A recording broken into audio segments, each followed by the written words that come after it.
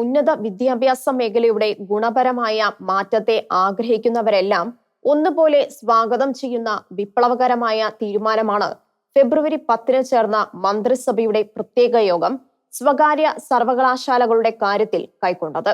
ഇതിലൂടെ നാട്ടിൽ സംലഭ്യമാകുന്നത് വിദേശ സർവകലാശാലകളാവട്ടെ സ്വദേശ സർവകലാശാലകളാവട്ടെ അവ നമ്മുടെ വിദ്യാർത്ഥി സമൂഹത്തിന് ഭാസുരമായ ഭാവി ഉറപ്പാക്കട്ടെ എന്നതാണ് എല്ലാ സുമനസ്സുകളുടെയും പ്രാർത്ഥന. ഏത് സർവകലാശാല വന്നാലും നല്ല സർവകലാശാലയാവണം എന്നത് മാത്രമാണ് ആഗ്രഹം. ഇത്രയും വിപ്ലവകരമായ തീരുമാനമെടുത്ത സർക്കാർ എന്തുകൊണ്ട് നാക് അഗ്രിഡേഷനിൽ A+, A++ തുടങ്ങിയവ ലഭിച്ച കോളേജുകൾ ഡീംഡ് ടു ബി യൂണിവേഴ്സിറ്റികളാക്കുന്നതിനുള്ള അപേക്ഷയിൽ NOC നൽകാൻ ഇനിയും തയ്യാറാകുന്നില്ല എന്നത് അമ്പരപ്പിക്കുന്ന യാഥാർത്ഥ്യമാണ്. നിലവിലുള്ള പ്രമുഖ വിദ്യാഭ്യാസ സ്ഥാപനങ്ങൾക്ക് അനുകൂലമായ നിലപാട് ഇക്കാര്യത്തിൽ എന്തേ സർക്കാർ സ്വീകരിക്കുന്നില്ല എന്ന ചോദ്യം ഉയരുന്നു. ഈ ആവശ്യത്തെ കണ്ടില്ലെന്ന് നടിച്ചുകൊണ്ട് സ്വകാര്യ സർവകലാശാലകളുമായി മുന്നോട്ട് പോകുന്നതിലെ ഉദ്ദേശശുദ്ധി സംശയിക്കപ്പെടുന്നുണ്ട്. നിലവിലുള്ള എയ്ഡഡ് ഓട്ടോണമസ് കോളേജുകൾ പുതിയ നിയമത്തിന്റെ പരിധിയിൽ വരുന്നില്ല. സ്വകാര്യ സർവകലാശാലകൾ വരുന്നത് കച്ചവട കണ്ണോടെ ആവും എങ്കിലും കച്ചവടം നടക്കണമെങ്കിൽ ഉപഭോക്താവിന് ഇഷ്ടപ്പെടണം എന്ന യാഥാർത്ഥ്യം അവർക്ക് പാലിക്കേണ്ടി വരും. കൂടുതൽ നല്ല കോഴ്സുകൾ കൊടുക്കുന്ന സ്ഥാപനങ്ങൾ തിരഞ്ഞെടുക്കപ്പെടും. സ്ഥാപനങ്ങളുടെ അന്തസ്സും ഗുണനിലവാരവും പാലിക്കപ്പെടേണ്ടത് അസ്തിത്വ വിഷയമായി മാറുകയാണ്. അതുകൊണ്ട് അധ്യാപകരും അനധ്യാപകരുമെല്ലാം ഉയർന്ന ഗുണനിലവാരം സൂക്ഷിക്കേണ്ടി വരും. ഇതുവരെ പുറത്തുവന്ന വിവരങ്ങൾ അനുസരിച്ച് സ്വകാര്യ സർവകലാശാലകൾക്ക് സർക്കാർ മുന്നോട്ട് വയ്ക്കുന്ന വ്യവസ്ഥകൾ തന്നെ ഏറെ ഉദാരമാണ്. 25 കോടി രൂപ ട്രഷറിയിൽ നിക്ഷേപിക്കണം, 10 ഏക്കർ ഭൂമി ഉണ്ടാവണം. കൂറ്റൻ കമ്പനികൾക്കോ വിദേശ ഏജൻസികൾക്കോ ഇത് ബുദ്ധിമുട്ടാവില്ല. എന്നാൽ വിദ്യാഭ്യാസം സേവനമായി കൊണ്ടു നടക്കുന്നവർക്ക് എളുപ്പവുമാവില്ല. 40% സീറ്റുകൾ കേരളത്തിൽ നിന്നുള്ളവർക്കാവണം. സാമൂഹിക നീതി ഉറപ്പാക്കണം. പട്ടികജാതി പട്ടികവർഗക്കാർക്ക് സംവരണം ഉണ്ടാവണം എന്നിങ്ങനെ ആർക്കും പാലിക്കാവുന്ന വ്യവസ്ഥകളാണ് സർക്കാർ മുന്നോട്ട് വെച്ചിരിക്കുന്നത്. സർക്കാരിൽ നിന്നും ഒരു സാമ്പത്തിക സഹായവും ലഭിക്കില്ല. ഗവേഷണ പദ്ധതികൾക്ക് സർക്കാർ നിബന്ധനകൾ വെച്ച് സഹായം കിട്ടാവുന്നതാണ്. കോഴ്സുകളുടെ രൂപീകരണം മുതൽ ഒരു കാര്യത്തിലും സർക്കാരിന് പ്രത്യേക കാര്യവും ഉണ്ടാവില്ല. പ്രവേശന പരീക്ഷയിലൂടെ മെറിറ്റ് അനുസരിച്ച് പ്രവേശനം ക്രമീകരിക്കപ്പെടുന്ന സ്ഥാപനങ്ങളിൽ സംവരണത്തിലൂടെയുള്ളവരുടെ പ്രവേശനം എങ്ങനെ സാധ്യമാകും എന്ന ചോദ്യമുണ്ട്. വിദ്യാർത്ഥികളുടെയും അധ്യാപകരുടെയും അനധ്യാപകരുടെയും ജനാധിപത്യ അവകാശങ്ങൾ സംരക്ഷിക്കപ്പെടണം എന്നുണ്ടാവും എന്നാണ് SFI പറയുന്നത്. D-സോൺ കലോത്സവം പോലെ ജനാധിപത്യ അവകാശങ്ങൾ സാക്ഷാത്കരിക്കപ്പെടുന്ന നാടാണ് കേരളം. ഇവിടെ ഇതെല്ലാം മാന്യമായി എങ്ങനെ സാധ്യമാകും എന്ന ചോദ്യം അവശേഷിക്കുന്നു. പിണറായിയെ പോലെ കരുത്തനായ ഭരണാധികാരി ഉണ്ടാവുക എന്നതാവും ഉത്തരം. സ്വകാര്യ സർവകലാശാലകൾ വരുന്നതുകൊണ്ട് വിദ്യാഭ്യാസത്തിന്റെ ചെലവ് കൂടും. ജീവനക്കാർക്ക് UGC നിരക്കിൽ ശമ്പളം കൊടുക്കണം. അതിനടക്കം ചെലവുകളെല്ലാം വിദ്യാർത്ഥികൾ വഹിക്കേണ്ടി വരും. പാവപ്പെട്ടവർക്ക് പ്രവേശനം ക്ലേശകരമാവും. മികച്ച വിദ്യാഭ്യാസം വരേണ്യവർഗത്തിന് മാത്രമായി മാറാം.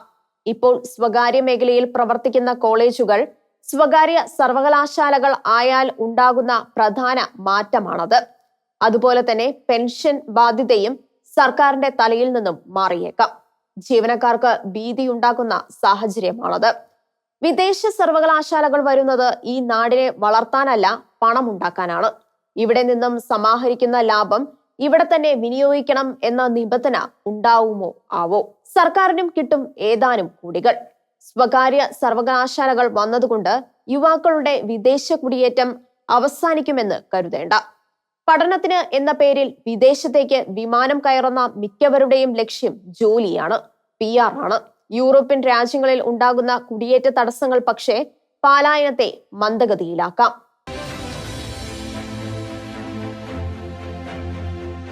കാലം മാറുകയാണ്, കേരളവും മാറണം എന്ന മുദ്രാവാക്യം തോമസ് ഐസക്കിനെ പോലുള്ള പാർട്ടി ചിന്തകരും ബിന്ദുവിനെ പോലുള്ള നേതാക്കളും ആവർത്തിക്കുന്നത് പാർട്ടി കടന്നുപോകുന്ന വിപ്ലവകരമായ മാറ്റത്തിന്റെ സൂചന തന്നെയാണ്.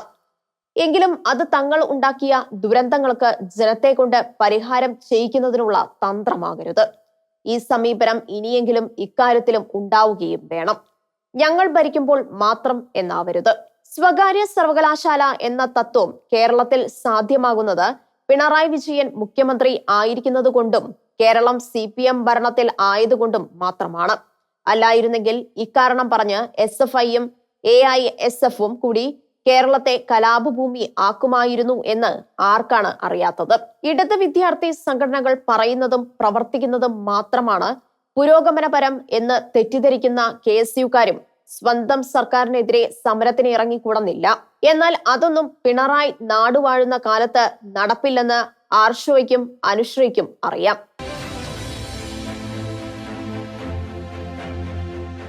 CPM ഛർദ്ദിച്ചത് ഭക്ഷിക്കുന്ന ആദ്യത്തെ സംഭവമല്ല സ്വകാര്യ സർവകലാശാലയുടെ കാര്യത്തിൽ കൈക്കൊണ്ട തീരുമാനം. തൊഴിൽ തിന്നുന്ന ഭഗനായ കമ്പ്യൂട്ടറുകൾ ഇന്നാർക്കും ഹറാമല്ല. ഇടത് ധനമന്ത്രി ടാബ്ലറ്റിൽ നോക്കിയാണ് ബജറ്റ് പ്രസംഗം വായിച്ചത്. 1982 കരുണാകരൻ സർക്കാരിനെ വെള്ളം കുടിപ്പിച്ച പ്രീ ഡിഗ്രി ബോർഡ് വിരുദ്ധ സമരം നടപ്പാക്കി കേരളത്തെ ഇളക്കി മറിച്ചവർ 1987 അധികാരത്തിലെത്തിയപ്പോൾ ഹയർ സെക്കൻഡറി എന്ന പേരിൽ അത് തന്നെ നടപ്പാക്കി. ഗാന്ധിജി സർവകലാശാല ഇല്ലാതാക്കുമെന്ന് പറഞ്ഞവർ അതിനെ മഹാത്മാഗാന്ധി സർവകലാശാലയാക്കി. ഇക്കാലത്ത് തന്നെ പരിയാരത്ത് MV രാഘവന്റെ നേതൃത്വത്തിൽ സഹകരണ സ്വാശ്രയ മെഡിക്കൽ കോളേജ് തുടങ്ങിയതിനെതിരെ സമരം ചെയ്തു. കൂത്തുപറമ്പിൽ വെടിവെപ്പ് നടത്തി 6 പേരെ രക്തസാക്ഷികളാക്കിയ പാർട്ടി തന്നെ ഇപ്പോൾ സ്വാശ്രയ സ്ഥാപനങ്ങൾ നടത്തുന്നു. പൊതു ടാപ്പുകൾ പൂട്ടണമെന്ന് നിബന്ധന വെച്ച ADBയുടെ വായ്പയ്ക്കെതിരെ സമരം നടത്തി ബാങ്ക് പ്രതിനിധികളുടെ മേൽ കരിയോയിൽ ഒഴിച്ചവർ ഇന്ന് മസാല ബോണ്ടുമായി വിദേശത്ത് കറങ്ങുന്നു. സ്വാശ്രയ കോളേജുകൾ മാത്രമല്ല, അംഗീകൃത വിദ്യാലയങ്ങൾ പോലും 2 തരം പൗരന്മാരെ സൃഷ്ടിക്കും എന്ന ഭീതി കുട്ടിസഖാക്കൾക്ക് കോൺഗ്രസോ BJPയോ തിരിച്ച് അധികാരത്തിൽ വരുന്നതുവരെ ഇല്ലാതായി. 2016 ജനുവരി 29 കോവളത്ത് കേരളത്തിലെ ഉന്നത വിദ്യാഭ്യാസ കൗൺസിൽ സംഘടിപ്പിച്ച വിദേശ സർവകലാശാലകളെ കുറിച്ചുള്ള സമ്മേളനത്തിൽ അധ്യക്ഷം വഹിക്കാൻ എത്തിയ ലോകപ്രശസ്തനായ മലയാളി നയതന്ത്ര പ്രവർത്തകൻ TP ശ്രീനിവാസന്റെ കവിളത്തടിച്ച് വിദേശ സർവകലാശാലകളോടുള്ള എതിർപ്പ് പ്രകടിപ്പിച്ച SFIയുടെ അന്നത്തെ തിരുവനന്തപുരം ജില്ലാ പ്രസിഡന്റും വിളപ്പിൽ ഏരിയ പ്രസിഡന്റും ആയിരുന്ന ശരത്തിനോട് അതേക്കുറിച്ച് ചോദിച്ചാൽ അദ്ദേഹം പറയും SFIയോട് ചോദിക്കും. ആ കാട്ടാള പ്രവൃത്തി തുടർന്ന SFIയിൽ നിന്നും പുറത്താക്കപ്പെട്ട ശരത് പഠനമെല്ലാം നിർത്തി ഇപ്പോൾ മലയിൻകീഴ് സഹകരണ ബാങ്കിൽ ജീവനക്കാരനാണ്. ഇനി വിദേശ സർവകലാശാല വരുന്നതിൽ ശരത്ത് എന്തു പറയാൻ? ഏതായാലും ശ്രീനിവാസനെ അടിച്ച് നിരപ്പാക്കിയതിന് ആരും മാപ്പ് പറയേണ്ടതില്ല എന്ന് ബിന്ദു മാഡം പ്രഖ്യാപിച്ചു കഴിഞ്ഞു. ADB വായ്പകളുടെ സൂത്രധാരകനായിരുന്ന ഡോക്ടർ KM അബ്രഹാം ഇപ്പോൾ മുഖ്യമന്ത്രിയുടെ ഓഫീസിലെ പ്രധാന ദിവ്യനാണ്. കാര്യങ്ങൾ മനസ്സിലാക്കുവാൻ തങ്ങൾക്ക് വല്ലാതെ വൈകും എന്ന് CPM കാണിച്ചു തരുന്നു. ടോൾ പിരിക്കുന്ന റോഡുകളെ ചുങ്കപ്പാതകൾ എന്ന് വിളിച്ച് ടോൾ പിരിവിനെതിരെ ബഹുജന സമരം നടത്തി നാട്ടിലെ ജീവിതം അലങ്കോലപ്പെടുത്തിയവർ ഇപ്പോൾ സർക്കാർ റോഡുകളിലൂടെ യാത്ര ചെയ്യുന്നതിനും ടോൾ പിരിക്കുവാൻ പോവുകയാണ്. ടോൾ പിരിച്ചില്ലെങ്കിൽ കിഫ്ബിക്ക് വേണ്ടി ബക്കറ്റ് പിരിവ് നടത്തേണ്ടി വരും എന്ന് കിഫ്ബിയുടെ ഒന്നാമത്തെ വളർത്തുപിതാവായ തോമസ് ഐസക് ഏറ്റുപറയുന്നു. കിഫ്ബി പദ്ധതികൾക്ക് ടോൾ ഏർപ്പെടുത്തില്ലെന്ന് വാഗ്ദാനം ചെയ്ത് കിഫ്ബി കൊണ്ടുവന്നവർ ഇപ്പോൾ അക്കാര്യത്തിലും മലക്കം പറയുന്നു. അത് വേണ്ടിവരും എന്ന് മുഖ്യമന്ത്രി പിണറായി വിജയനും ധനമന്ത്രി KN ബാലഗോപാലും പറഞ്ഞു കഴിഞ്ഞു. ഇനി നടപടിക്രമം മാത്രം ബാക്കി. അത് വരുമ്പോൾ കിഫ്ബി സഹായത്തോടെ പണിത സ്കൂളുകളിലും ആശുപത്രികളിലും വരെ ടോൾ വരുമോ എന്ന് കണ്ടറിയണം. സ്കൂളിൽ ചേരുന്ന ഓരോ കുട്ടിയിൽ നിന്നും ഒരു തുക, ആശുപത്രിയിൽ എത്തുന്ന ഓരോ രോഗിയിൽ നിന്നും ഒരു തുക ഈടാക്കി കൂടാതില്ല. പണ്ട് OP ടിക്കറ്റിന് 2 രൂപ ഈടാക്കാൻ നോക്കിയപ്പോൾ ഉണ്ടായ ബഹുജന സമരം ഒന്നും ഇനി ഉണ്ടാകില്ല.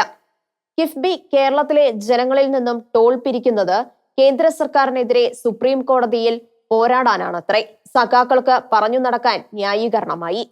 സംസ്ഥാനത്തിലെ മരാമത്ത് വകുപ്പ് ചെയ്തിരുന്ന നിർമ്മാണ ജോലികൾക്ക് വേണ്ടിയാണോ കിഫ്ബി ഉണ്ടാക്കിയത് എന്ന ചോദ്യവുമുണ്ട്.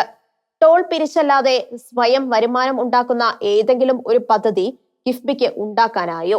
കേരളത്തിലെ പൊതുസ്ഥലങ്ങളിൽ നല്ല കക്കൂസുകൾ ഉണ്ടാക്കി യൂസർ ഫീ ഈടാക്കിയാൽ ജനങ്ങൾക്ക് വലിയ സഹായമാകും. ടോൾ പിരിവിലടക്കം CPMനും അതിലൂടെ ഇടതുമുന്നണിക്കും വരുന്ന ഈ മാറ്റങ്ങൾ ജനാധിപത്യ മുന്നണിക്ക് പോലും നല്ലതാണ്. അഥവാ അധികാരത്തിൽ തിരിച്ചെത്തിയ ഇത്രയും കാര്യങ്ങളിൽ കലാപസാധ്യത ഒഴിവാകുമല്ലോ. മാത്രവുമല്ല, അവർക്ക് കൊണ്ടുവരാനാകുന്ന പരിഷ്കരണങ്ങളോട് പ്രതിപക്ഷം ഉണ്ടാക്കിയേക്കാവുന്ന എതിർപ്പ് കാര്യം മനസ്സിലാകാത്തവരുടെ സമരമായും കണക്കാക്കാനാവും. 10 വർഷമായി കേരളം ഭരിക്കുന്ന മുഖ്യമന്ത്രിയാണ് പിണറായി. അദ്ദേഹത്തിന്റെ കാലത്താണ് വിദ്യാഭ്യാസ വകുപ്പ് രണ്ടായി വിഭജിച്ച് ഉന്നത വിദ്യാഭ്യാസം പ്രത്യേക വകുപ്പാക്കിയത്. അങ്ങനെ ഒരു മന്ത്രി ഉണ്ടായിട്ടും എന്തേ ഇതുവരെ ഇവിടെ സ്വകാര്യ സർവകലാശാലകൾ ഉണ്ടായില്ല എന്ന ചോദ്യമുണ്ട്. ഭാരതത്തിലെ 20 സംസ്ഥാനങ്ങളിൽ സ്വകാര്യ സർവകലാശാലകൾ ഉണ്ടെന്ന് പിണറായി തന്നെ വെളിപ്പെടുത്തിയത് ഓർക്കുക. ഇടത് സർക്കാർ കേരളത്തെ പിന്നിലാക്കിയ ഒരു മേഖലയാണിതെന്ന് ആ വാക്കുകൾ ഓർമ്മിപ്പിക്കുന്നില്ലേ? അവയുടെ പ്രവർത്തനത്തെക്കുറിച്ച് വല്ല പഠനവും നടത്തിയിട്ടുണ്ടോ?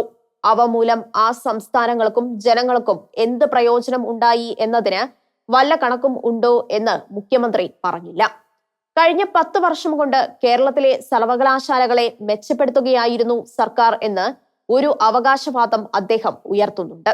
2016 ഇന്ത്യയിലെ 1-ാം സ്ഥാനത്ത് നിൽക്കുന്ന 100 സർവകലാശാലകളിൽ കേരളത്തിൽ നിന്ന് ഒന്നുപോലും ഉണ്ടായിരുന്നില്ല. എന്നാൽ ഇന്ന് ആദ്യത്തെ 12-ൽ 3 എണ്ണം കേരളത്തിലെ സർവകലാശാലകളാണ് പിണറായി അവകാശപ്പെടുന്നു. എങ്കിൽ ബാക്കി സർവകലാശാലകളിലെ സ്ഥിതി എന്താവും എന്നാവും ഇത് കേൾക്കുന്ന ഒരാൾക്ക് തോന്നുക. കേരളത്തിലെ മിക്കവാറും സർവകലാശാലകൾക്ക് വൈസ് ചാൻസലർമാരില്ല. ചാൻസലറും സർക്കാരും തമ്മിൽ ഉടക്കാണ്. ചില സർവകലാശാലകളിൽ ഡിഗ്രി സർട്ടിഫിക്കറ്റുകൾ ഒപ്പിടാനാവുന്നില്ല. സർക്കാർ ഈ തീരുമാനം എടുത്ത ദിവസമാണ് ചാൻസലറായ ഗവർണർ പറഞ്ഞതനുസരിച്ച് സാങ്കേതിക സർവകലാശാലയുടെ വൈസ് ചാൻസലർ സ്ഥാനം ഏറ്റെടുത്ത ഡോക്ടർ സിസ തോമസിനോട് സർക്കാർ കാണിക്കുന്ന പീഡനം അവസാനിപ്പിക്കണമെന്നും 2 ആഴ്ചയ്ക്കകം അവർക്ക് പെൻഷനും മറ്റ് റിട്ടയർമെന്റ് ആനുകൂല്യങ്ങളും നൽകണമെന്നും കാണിച്ച് കേരളത്തിലെ അഡ്മിനിസ്ട്രേറ്റീവ് ട്രിബ്യൂണൽ ഉത്തരവായത്. കേരളത്തിലെ പ്രസിദ്ധ എഞ്ചിനീയറിംഗ് കോളേജ് ആയ തിരുവനന്തപുരം എഞ്ചിനീയറിംഗ് കോളേജിൽ നിന്നും പ്രഗത്ഭമായ വിധത്തിൽ ബിടെക്കും എംടെക്കും പാസ്സായി ബാംഗ്ലൂരിലെ പ്രസിദ്ധമായ ഇന്ത്യൻ ഇൻസ്റ്റിറ്റ്യൂട്ട് ഓഫ് സയൻസിൽ നിന്നും PhDയും നേടിയ പ്രഗത്ഭയായ വിദ്യാഭ്യാസ പ്രവർത്തകയാണ് സിസ തോമസ്. 1991 ജൂൺ 21 സർവീസിൽ പ്രവേശിച്ചു. നിരവധി ഗവേഷണ പ്രബന്ധങ്ങളും അക്കാദമിക നേട്ടങ്ങളും കൈവരിച്ച മഹതി സംസ്ഥാനത്തെ എഞ്ചിനീയറിംഗ് കോളേജുകളിലെ പോളിടെക്നിക്കുകളിലും KBase പദ്ധതി നടപ്പാക്കിയതിന് 2010 അവരെ കേരള സർക്കാർ പ്രശംസിച്ചു. 2014 മികച്ച പ്രവർത്തനത്തിന് അവർക്ക് കേരള സർക്കാരിന്റെ പ്രശംസ ലഭിച്ചു. സാങ്കേതിക വിദ്യാഭ്യാസ വകുപ്പ് ജോയിന്റ് ഡയറക്ടറായിരുന്ന സിസ തോമസിനെ 2022 നവംബറിൽ ചാൻസലർ കൂടിയായ ഗവർണർ ആരിഫ് മുഹമ്മദ് ഖാൻ സാങ്കേതിക സർവകലാശാലയുടെ വൈസ് ചാൻസലറാക്കി. കേരള സർക്കാർ ഈ സ്ഥാനത്തേക്ക് ശുപാർശ ചെയ്ത പേരുകൾ അംഗീകരിക്കാതെയാണ് ഗവർണർ അവരെ നിയമിച്ചത്. അതോടെ അവരുടെ കഷ്ടകാലവും ആരംഭിച്ചു. സാങ്കേതിക സർവകലാശാലയിലെ സർക്കാർ വിലാസം സിൻഡിക്കേറ്റ് അവർക്ക് കൂച്ചുവിലങ്ങിടാൻ തീരുമാനിച്ചു. പക്ഷേ സിസയെ പിടിക്കാനായില്ല. സർക്കാർ അവർക്കെതിരെ വൈരനിരാധന ബുദ്ധിയോടെ നടപടികൾ എടുത്തു. സർവീസിൽ നിന്നും വിരമിക്കുന്നതിന് 1 മാസം മുമ്പ് സീനിയർ ജോയിന്റ് ഡയറക്ടറുടെ ചുമതലയിൽ നിന്നും അവരെ നീക്കി. പകരം ചുമതല കൊടുത്തില്ല. ദൂരെ എവിടെയോ മാറ്റാനായിരുന്നു പരിപാടി. അവർ അഡ്മിനിസ്ട്രേറ്റീവ് ട്രിബ്യൂണലിനെ സമീപിച്ചു. വിരമിക്കുവാൻ 1 മാസം മാത്രമുള്ള അവർക്ക് തലസ്ഥാനത്ത് തന്നെ നിയമനം നൽകണമെന്ന കാറ്റ് ഉത്തരവ് ഇട്ടു. സർക്കാരിന് വീണ്ടും തിരിച്ചടിയായി. ബാട്ടൺ ഹിൽ എഞ്ചിനീയറിംഗ് കോളേജ് പ്രിൻസിപ്പളായി നിയമിച്ചു. തുടർന്ന് മെമ്മോ നൽകി. സർക്കാർ അനുമതി ഇല്ലാതെ വൈസ് ചാൻസലറായി എന്നതായിരുന്നു കുറ്റം. സിസയുടെ വാദം ഇക്കുറിയും അഡ്മിനിസ്ട്രേറ്റീവ് ട്രിബ്യൂണൽ അംഗീകരിച്ചു. എന്നാൽ അവർക്കെതിരെ പറയുന്ന ആരോപണങ്ങളിൽ വിശദീകരണം ചോദിക്കുവാൻ അഡ്മിനിസ്ട്രേറ്റീവ് ട്രിബ്യൂണൽ സർക്കാരിന് അനുമതി നൽകി. സർവീസിൽ നിന്നും വിരമിക്കുന്ന 2023 മാർച്ച് 31 ഹിയറിംഗിന് അഡീഷണൽ സെക്രട്ടറിയുടെ മുന്നിൽ ഹാജരാകണമെന്ന് കാണിച്ച് മാർച്ച് 30 ഓഫീസ് സമയത്തിന് ശേഷം ഇമെയിലായി കത്തുകൊടുത്തു. വിരമിക്കൽ ദിവസമായതിനാലും പ്രിൻസിപ്പൽ എന്ന നിലയിലും മാർച്ച് 31 ബില്ലുകൾ മാറുന്നതടക്കമുള്ള ഉത്തരവാദിത്തങ്ങളും കാണിച്ച് ഹാജരാകുന്നതിനുള്ള അസൗകര്യം അറിയിച്ച് മറുപടി നൽകി. പെൻഷനും ആനുകൂല്യങ്ങളും ചോദിച്ചപ്പോൾ അച്ചടക്ക നടപടി തുടങ്ങിയതിനാൽ ഇപ്പോൾ നൽകാൻ ആവില്ലെന്ന് അറിയിച്ചു. സുപ്രീം കോടതി പറഞ്ഞിട്ടും അനുകൂല നടപടി ഇല്ല. ഇപ്പോൾ പുതിയ കേസ് ഉണ്ടാക്കുകയാണ്. സിസ സാങ്കേതിക സർവകലാശാലയിലെ ഫയലുകൾ മോഷ്ടിച്ചു എന്നതാണ് പുതിയ കഥ. സർവകലാശാലയുടെ ബോർഡ് ഓഫ് ഗവർണേഴ്സ് ആണ് കഥ ഉണ്ടാക്കി പോലീസിൽ നൽകിയത്. VCയെ നിയന്ത്രിക്കുവാൻ സിൻഡിക്കേറ്റിന്റെ ഒരു സബ് കമ്മിറ്റിയെ നിയോഗിച്ചു. അത് തന്റെ വിയോജന കുറിപ്പടക്കം രാജ്ഭവനിലേക്ക് അയച്ചു. അക്കൂടെ അയച്ച ഫയലുകൾ കാണുന്നില്ലെന്നാണ് ഇപ്പോഴത്തെ കണ്ടെത്തൽ. ഗവർണറും സർക്കാരുമായുള്ള വഴക്കിൽ സിസയെ ബലിയാടാക്കരുതെന്ന് അഡ്മിനിസ്ട്രേറ്റീവ് ട്രിബ്യൂണൽ ആവശ്യപ്പെട്ടിട്ടുണ്ട്. സുപ്രീം കോടതിയും ഇതുതന്നെ ആവശ്യപ്പെട്ടു. സർക്കാർ അനുമതി ഇല്ലാതെ VC പദവി ഏറ്റെടുത്തത് സുപ്രീം കോടതി ശരിവെച്ചു. എന്നിട്ടും പീഡനം തുടരുകയാണ്. പെൻഷൻ കൊടുക്കാതെ മുഖ്യമന്ത്രി പിണറായി വിജയൻ വേട്ടയാടിക്കൊണ്ടിരുന്ന സിസ തോമസിനെ ഗവർണർ രക്ഷിച്ചു. 2024 ഡിസംബറിൽ അവരെ ഡിജിറ്റൽ സർവകലാശാലയുടെ താൽക്കാലിക വൈസ് ചാൻസലറാക്കി. ഇപ്പോൾ അഡ്മിനിസ്ട്രേറ്റീവ് ട്രിബ്യൂണലും അവരുടെ രക്ഷയ്ക്ക് വീണ്ടും എത്തുന്നു. ഇതാണ് നമ്മുടെ വർദ്ധിച്ച ഗുണനിലവാരം. ചാൻസലർ പറയുന്നത് അനുസരിച്ചവർ പീഡിപ്പിക്കപ്പെടുക. സംസ്ഥാനത്ത് ഇപ്പോഴുള്ള 10,950 കോളേജ് അധ്യാപകരിൽ എത്ര പേരാണ് പ്രൊട്ടക്റ്റഡ് ആകേണ്ടി വരാൻ പോകുന്നതെന്ന് അറിയില്ല. 4005 താൽക്കാലിക അധ്യാപകർ വേറെ പണി നോക്കേണ്ടി വരും. 4005 താൽക്കാലിക അധ്യാപകരിൽ 3272 പേരും സ്വകാര്യ കോളേജുകളിൽ ജോലി ചെയ്യുന്നവരാണ്. സർക്കാർ മേഖലയിലുള്ള 66ഉം സ്വകാര്യ മേഖലയിലെ 164 കോളേജുകളിൽ എത്ര എണ്ണത്തിന് മുന്നോട്ട് പോകാനാവും എന്നുവരെ സന്ദേഹം ഉയരുകയാണ്. പരമ്പരാഗത കോഴ്സുകൾക്ക് വിദ്യാർത്ഥികളെ കിട്ടാനില്ല. പൊതുമേഖല വിട്ട 10 ലക്ഷം വിദ്യാർത്ഥികളിൽ 5 ലക്ഷം പേരെ തിരികെ കൊണ്ടുവന്നു എന്നും പിണറായി അവകാശപ്പെടുന്നത് കേട്ട് അന്തം വിടുകയാണ് കേൾവിക്കാർ. സ്വകാര്യ സർവകലാശാലകൾക്ക് അനുമതി കൊടുക്കുന്ന സർക്കാർ കേരളത്തിലെ സർവകലാശാലകൾക്ക് ഓഫ് ക്യാമ്പസ് സെന്ററുകൾ വേണ്ടെന്ന് തീരുമാനിക്കുകയും ചെയ്തു. ഭരതൻ നാട് ഭരിക്കുമ്പോൾ രാമൻ വനവാസത്തിന് പോകണം എന്ന കൈകേയി സിൻഡ്രമാണോ ഇതിന് പിന്നിൽ എന്നാണ് സംശയം. ഒപ്പം സിൻഡിക്കേറ്റിന്റെ വലിപ്പം കുറച്ചു. സെന്ററിന്റെ അധികാരങ്ങൾ പലതും സിൻഡിക്കേറ്റിന് കൈമാറുന്നു. അതിനായി കേരളം, കാലിക്കറ്റ്, ഗാന്ധിജി, കണ്ണൂർ, കുസാറ്റ്, സംസ്കൃതം, മലയാളം, സാങ്കേതികം തുടങ്ങിയ 8 സർവകലാശാലകളുടെ നിയമങ്ങൾ ഇതിനായി ഭേദഗതി ചെയ്യുകയാണ്. ലോകത്തിന്റെ പല കോണുകളിൽ നിന്നും ആവശ്യം ഉണ്ടായിരുന്നിട്ടും എന്തേ സർക്കാർ ഈ തീരുമാനം എടുത്തു എന്ന് വിശദീകരിക്കപ്പെടേണ്ടതുണ്ട്. പാർട്ടി പറഞ്ഞിട്ടും മുഖ്യമന്ത്രി സമ്മതിച്ചില്ല പോലും. എന്നാൽ വരാനിരിക്കുന്ന സ്വകാര്യ സർവകലാശാലകൾക്ക് ഇത്തരം സെന്ററുകൾ തുറക്കാൻ അനുമതിയുമുണ്ട്.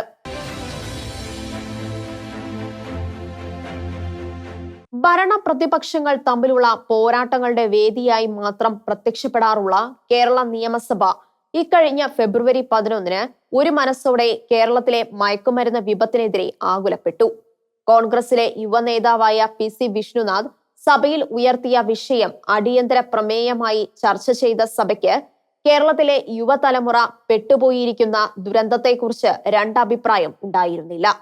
മയക്കുമരുന്നിന് അടിമയായ മകൻ കോഴിക്കോട് അമ്മയെ വെട്ടിക്കൊന്ന സംഭവം വിവരിച്ചുകൊണ്ട് വിഷയം സഭയിൽ അവതരിപ്പിച്ച വിഷ്ണുനാഥ് നമ്മുടെ യുവതലമുറ പെട്ടുപോകുന്ന മഹാദുരന്തത്തിലേക്ക് സഭയുടെ ഹൃദയത്തെ കൊണ്ടുവന്നു. ലഹരിഭൂതം കേരളത്തെ വരിഞ്ഞു മുറുക്കിയിരിക്കുന്നു. ഇതിനെതിരായ നിയമങ്ങൾ ശക്തവും കർശനവും ആക്കണം. ഇക്കാര്യത്തിൽ വൈകുന്ന ഓരോ നിമിഷവും നമുക്ക് നഷ്ടപ്പെടുന്നത് തലമുറയെ രക്ഷിക്കുന്നതിനുള്ള നിമിഷങ്ങളാണ്. കേരളത്തിൽ നിന്നുള്ള ചങ്ക് തകർക്കുന്ന സാമൂഹിക യാഥാർത്ഥ്യങ്ങളാണ്. പ്രതിപക്ഷ നേതാവ് VD സതീശൻ ഓർമ്മിപ്പിച്ചു. 2022 ഓഗസ്റ്റ് 31 ഈ വിഷയം ഇതേ വികാരത്തോടെ സഭ ചർച്ച ചെയ്തതാണ്. അന്ന് സഭയുടെ വികാരം ഹൃദയത്തിൽ ഏറ്റുവാങ്ങിയ മുഖ്യമന്ത്രി പല നടപടികളും വാഗ്ദാനം ചെയ്തതുമാണ്. പക്ഷേ കാര്യങ്ങൾ കൂടുതൽ വഷളാകുന്നതല്ലാതെ സ്ഥിതി മെച്ചപ്പെടുന്നില്ല. കേരളത്തിൽ എത്ര ലഹരി കേസുകൾ ഉണ്ടായി എന്ന് ചോദിക്കുമ്പോൾ കണക്കുകൾ ക്രോഡീകരിച്ചില്ല എന്നാണ് സർക്കാരിന്റെ മറുപടി എന്ന് വിഷ്ണു പരിഭവിച്ചു. ഇതര സംസ്ഥാനങ്ങളിൽ നിന്നും ലഹരി വസ്തുക്കൾ കേരളത്തിലേക്ക് വരുന്നു. ഈ കണ്ണികൾ മുറിക്കണം. വിദ്യാർത്ഥികളെ കാരിയർമാരാക്കരുത്. രാസലഹരി ക്യാമ്പസുകളിൽ സുലഭമാകുന്നു. പിടികൂടുന്നവന് പരമാവധി ശിക്ഷ 200 രൂപയാണ്. ഇത് മാറണം. സ്കൂളുകളിൽ കൃത്യമായ മോണിറ്ററിംഗ് സംവിധാനം ഉണ്ടാക്കണം, വിഷ്ണു ആവശ്യപ്പെട്ടു. സഭയുടെ വികാരം ഉൾക്കൊണ്ട് തന്നെയാണ് എക്സൈസ് മന്ത്രി MP രാജേഷ് മറുപടി പറഞ്ഞത്.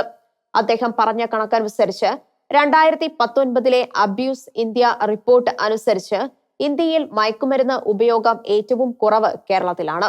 2023 ഇന്ത്യയിൽ പിടികൂടിയത് 16,000 കോടി രൂപയുടെ മയക്കുമരുന്നാണ്. അതിൽ 60 കോടിയാണ് കേരളത്തിന്റെ വിഹിതം, മന്ത്രി ചൂണ്ടിക്കാണിച്ചു. എന്നാൽ ഏറ്റവും ശക്തമായ നടപടികൾ കൈക്കൊള്ളുന്നതും ഇവിടെയാണ്.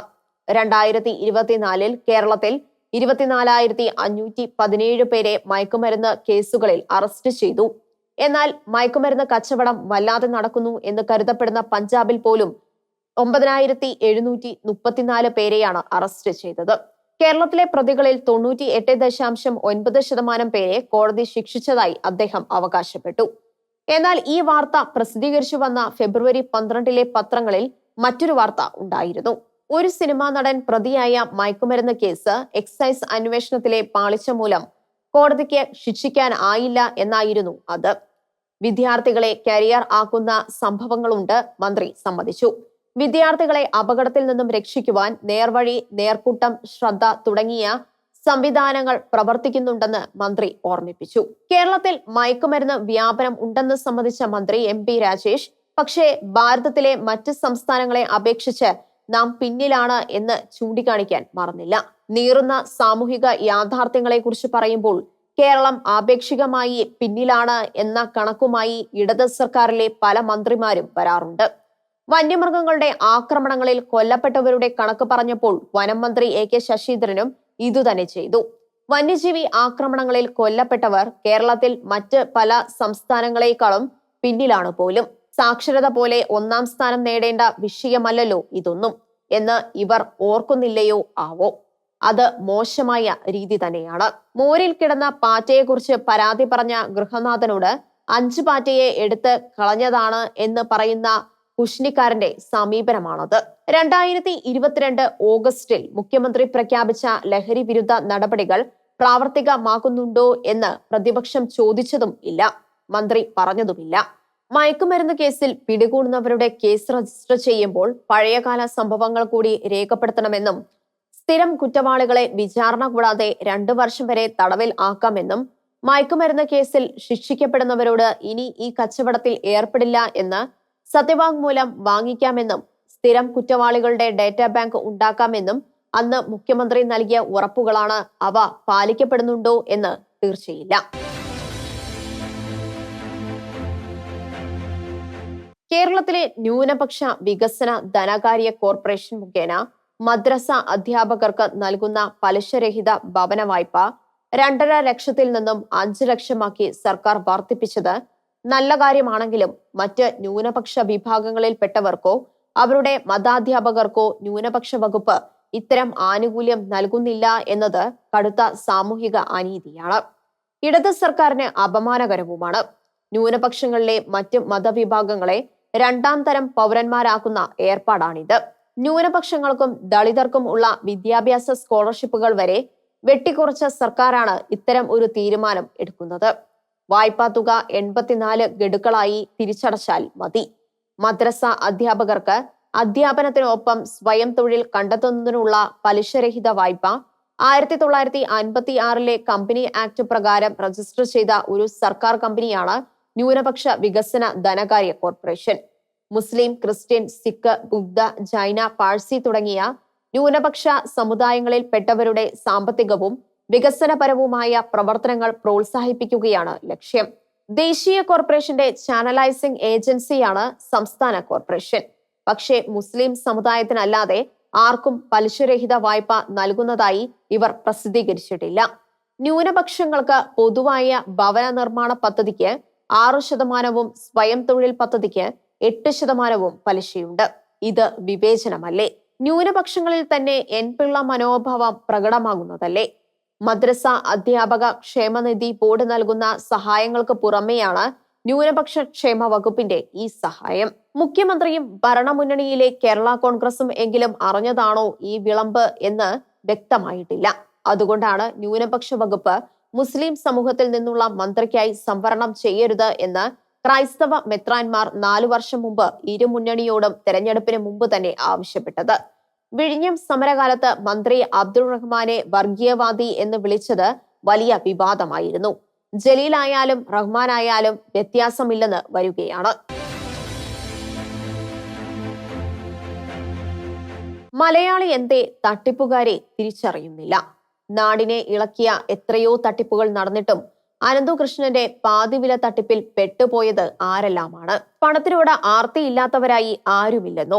സമൂഹത്തിലെ ഏതെല്ലാം തലങ്ങളിൽ ഉള്ളവരെയാണ് അനന്തകൃഷ്ണനും ആനന്ദകുമാറും ചേർന്ന് കെണിയിലാക്കിയത്? സായി ഗ്രാമത്തിന്റെ എക്സിക്യൂട്ടീവ് ഡയറക്ടറായി സമൂഹത്തിൽ ആദരവ് കലർന്ന സ്ഥാനം നേടിയ അനന്തകുമാർ അടക്കം എത്രയോ പ്രമുഖരാണ് പ്രതിപട്ടികയിൽ വരിക. മാത്യു കുഴൽനാടൻ MLA-ക്കെതിരെ വന്നതുപോലെ വ്യാജ വാർത്തകളും നിരവധി. ഇങ്ങനെ വാർത്തകൾ കൊടുക്കുന്ന മാധ്യമങ്ങൾ മാന്യന്മാരുടെ അന്തസ്സ് മാത്രമല്ല, മാധ്യമങ്ങളുടെ വിശ്വസ്തതയും അപകടപ്പെടുത്തുന്നു. ഓരോ തട്ടിപ്പുകളും ഓരോ ആഘോഷങ്ങളായി മാറുകയാണ്. തട്ടിപ്പുകാരുടെ പരസ്യം വാങ്ങി കൊണ്ടാടിയവരും അവർ ഇരകളാകുമ്പോൾ ആവേശത്തോടെ കല്ലെറിഞ്ഞ് രസിക്കുന്നതും കൗതുകകരമായ കാഴ്ചയാണ്.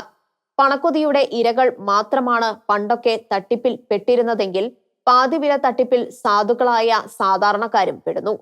പണം കിട്ടാനുള്ളവർ മാത്രമല്ല, പാതിവിലയ്ക്ക് സാധനം കിട്ടിയവരും ഭീതിയിലാണ്. അവർക്ക് കിട്ടിയ സ്കൂട്ടറും ലാപ്ടോപ്പും പിടിച്ചെടുത്ത് വിൽക്കാൻ പോലീസ് ആലോചിക്കുന്നുണ്ടത്രേ. എങ്കിലും പണം അടച്ചവർക്ക് കുറെയെങ്കിലും തിരിച്ചു കൊടുക്കുവാൻ സാധിക്കും. 30 വർഷം മുമ്പ് നടന്ന ആടുതേക്ക് മാഞ്ചിയം തട്ടിപ്പിൽ ഇതായിരുന്നില്ല സ്ഥിതി. 5 വർഷത്തിന് ശേഷം 5 ഇരട്ടി കൊടുക്കാം എന്ന വാഗ്ദാനം ചെയ്താണ് തേക്ക് മാഞ്ചിയം തട്ടിപ്പുകാർ 1000 രൂപ വെച്ച് 1990കളിൽ തട്ടിച്ചത്. വാഗ്ദാനം വിശ്വസിച്ച് ആയിരങ്ങൾ പണം നിക്ഷേപിച്ചു. അവസാനം പൊട്ടി. കുറെ പേർക്ക് കുറെ പണം തിരികെ കിട്ടി. എല്ലാം കഴിയുമ്പോൾ തട്ടിപ്പുകാരന് പിന്നെയും ബാക്കി. ശബരിനാഥൻ എന്ന 19കാരൻ ടോട്ടൽ ഫോർ യു എന്ന തട്ടിപ്പുമായി 2000ത്തിന്റെ ആദ്യ നാളുകളിൽ രംഗപ്രവേശനം ചെയ്തു. പണം ഇരട്ടിപ്പായിരുന്നു വാഗ്ദാനം. ആദ്യ വർഷം തന്നെ 50 കോടി സമാഹരിച്ചു. ഏജന്റുമാർക്ക് കൊടുത്തിരുന്നത് 20% കമ്മീഷനാണ്. 200 കോടി സമാഹരിച്ചു എന്നാണ് പുറത്തുവന്ന കണക്ക്. സിനിമാക്കാരടക്കം പലരും കെണിയിൽപ്പെട്ടു. 22 ലക്ഷറി കാറുകളും 100 പവൻ സ്വർണം, പാതി പണി തീർന്ന ഒരു റിസോർട്ട്, ഏക്കർ കണക്കിന് ഭൂമി എല്ലാം ശബരിനാഥൻ സമ്പാദിച്ചതായി പോലീസ് കണ്ടെത്തി. 2008 ഓഗസ്റ്റ് 1 ശബരിനാഥനെ നാഗർകോവിൽ വെച്ച് പോലീസ് അറസ്റ്റ് ചെയ്തു. 33 കേസാണ് രജിസ്റ്റർ ചെയ്തത്. തട്ടിപ്പിന് ഇരയായ പലരും നിശബ്ദത പാലിച്ചു. കാരണം അവർ കൊടുത്തത് കള്ളപ്പണമായിരുന്നു.